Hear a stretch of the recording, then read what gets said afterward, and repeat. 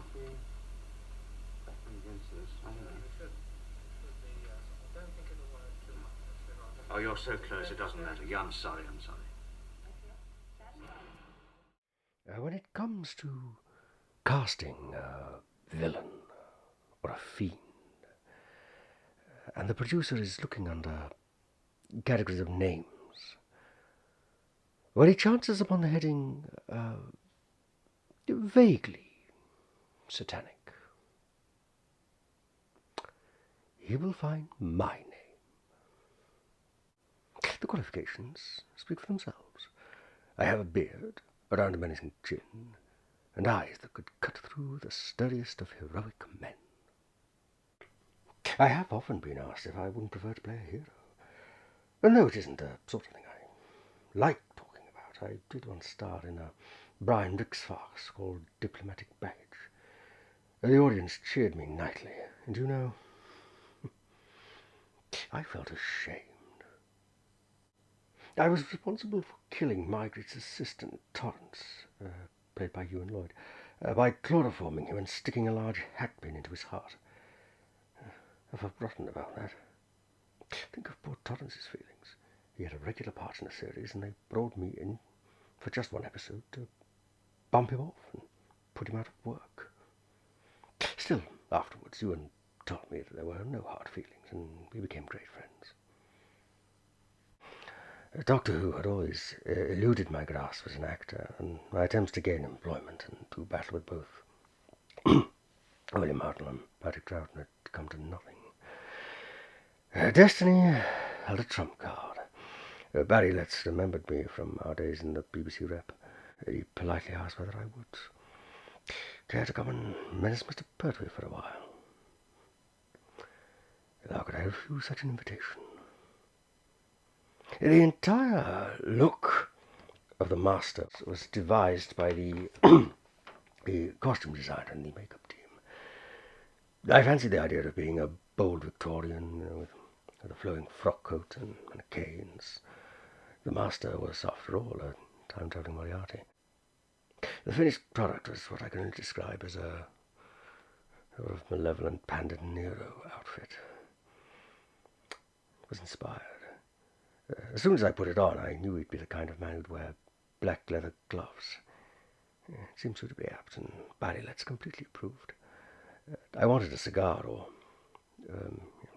something to complement the attire, but I got told that was too Blofeld. For my final story, I may ask if I can have a white cat for an accomplice. The Master was first seen arriving in a horse box, which is hardly the most suitable vehicle to match with his sense of style. By the second story, when he was travelling around in a black limousine, I felt that the writers were beginning to understand his flair and panache. The Doctor had his yellow car. I had my limousine.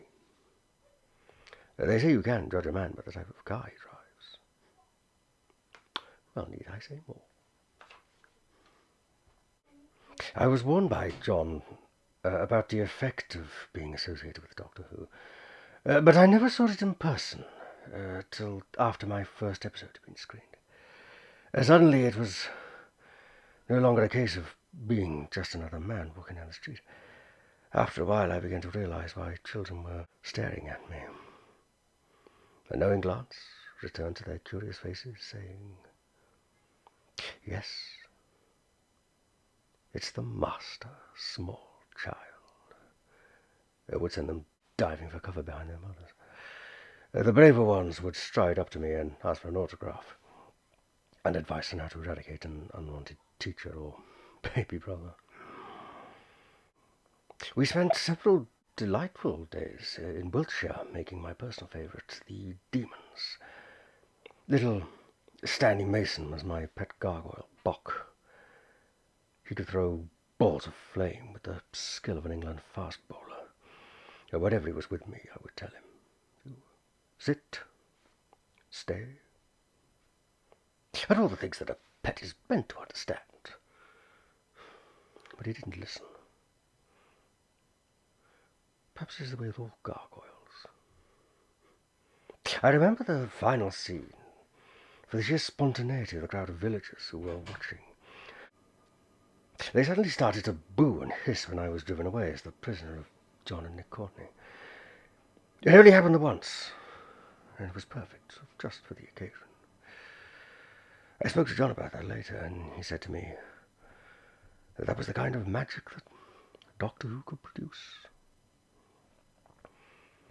The whole idea of bringing the devil himself, or what would appear to be that particular gentleman, into the series as a potential ally for the Master intrigued me greatly. The whole notion of him tapping into the pagan beliefs of mankind and proving their origins to be alien was inspired. It was the end of a perfect year for all the cast, who had become almost family.